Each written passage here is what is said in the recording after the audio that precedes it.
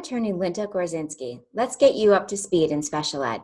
Today we'll be talking about the first step in getting your child an IEP, asking for the evaluation.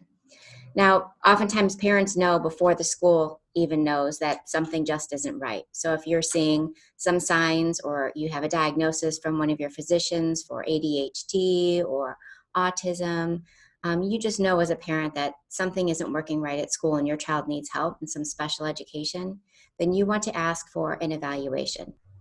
What you should do is put it in writing. So write an email to the child's teacher, the building principal, and the special ed director. And you can find out who the special ed director is just by looking on your school's website. If you don't see someone with the title special ed director, then send it to the person in charge of pupil services. So your email is going to say, I am writing to request an evaluation to see if my child qualifies for IDEA services. You'll want to list in that email your reasons for suspecting that your child has a disability. So if you do have a diagnosis from a doctor, you can put that in there. And by the way, that doesn't confirm that your child will be eligible for IDEA services, but it's a factor for the district to consider, right? We're trying to convince them right now that they have reason to suspect a disability. Because if they have a reason to suspect a disability, then they're required to do an IDEA multi-factored examination evaluating your child to see if your child qualifies for services and qualifies for an IEP.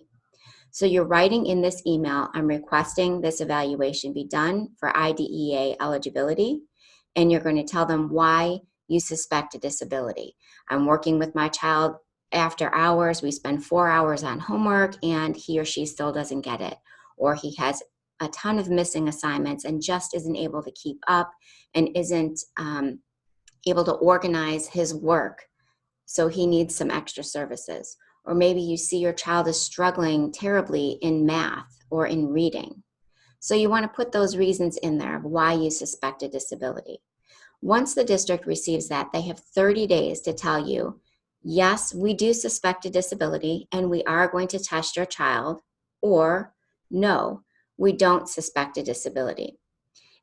Either way, they should be sending you a PRO1 notice explaining that they have received your request and that they have decided either yes, they're going to evaluate, or no, they aren't going to evaluate. And you need to receive that within 30 days of your request for an evaluation. If they do agree to evaluate your child, the next step would be for them to give you a ETR planning form so that you can go through and decide all of the different areas that you think your child needs to be assessed in order to determine if they qualify for services. So that's called an ETR planning form. And then there would be a consent form, a consent for your child to be evaluated. So that's on top of, you've already sent the letter saying you want your child to be evaluated, but now the school, if they agree to evaluate, is going to give you this ETR planning form to talk about exactly what tests they're going to do, what areas they're going to look into, and then they're going to send you a consent to evaluate. And when you sign that consent to evaluate, that starts another time clock rolling, and then the district has 60 days from the time you signed consent to evaluate for them to conduct all of these tests and evaluations and meet with you and give you a report called an ETR.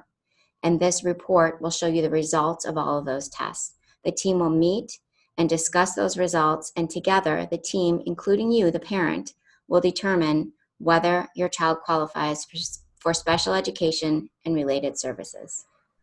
Thanks for joining me here today. I hope you feel empowered. Wherever you are in your journey, remember, we're here to help.